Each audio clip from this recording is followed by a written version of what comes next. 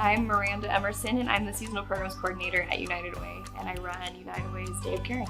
United Way's Day of Caring is super fun. It's been around since 1995, and it's just a giant corporate day of service. I coordinate with schools and agencies to get their wish list of projects and things that they want to have done at their agencies, and then we have companies that sign up and come and help out all at one day in a 3-hour period. Companies all across Utah County, they bring their volunteers, they bring their resources and their skills, and they also donate all the supplies that are needed for the company, for the projects.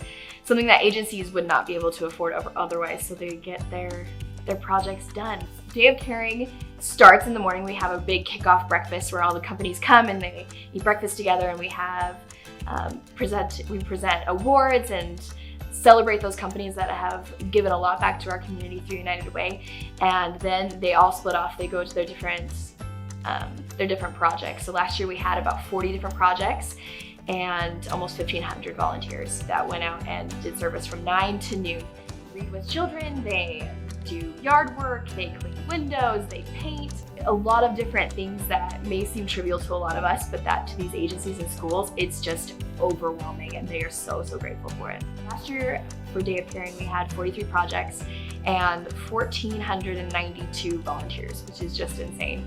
And that comes out to about 4,500 volunteer hours that are given on that one day alone in September. In my role at United Way, I get to work with a lot of agencies and a lot of schools, and it kind of all blends together to me. Everybody's asking for painting, everybody's asking for cleaning, and I remember one experience in particular that I feel like really humbled me and reminded me of why this day is so important.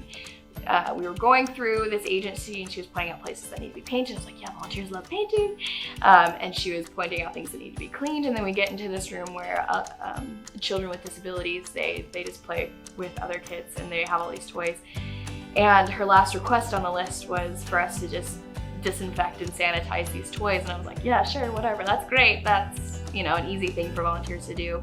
And I look over and she has tears running down her face, and I couldn't figure out why. This seemed like such a simple thing to me, but she said, I am so grateful. I cannot believe that someone will come in here and clean our toys for us. It impacted me so deeply to remind me that these projects, yeah, we get together and it seems fun and we get to paint, we get to work with kids, but these are things that wouldn't get done otherwise. If we can go in there for 3 hours and clean toys so that these staff can do a better job of that sounds awesome. It's cool to see how personal a lot of these volunteers can make it and how they can interact with these students on a level that is going to impact them for much longer than just a 3-hour day where they're reading a book. They're going to help them feel more safe. They're going to help them feel more connected and more confident. And that's my favorite part of United Way, is the way that we can take one part of our program, this Day of Caring, and then bring in everyday learners. We can bring in Everyday Strong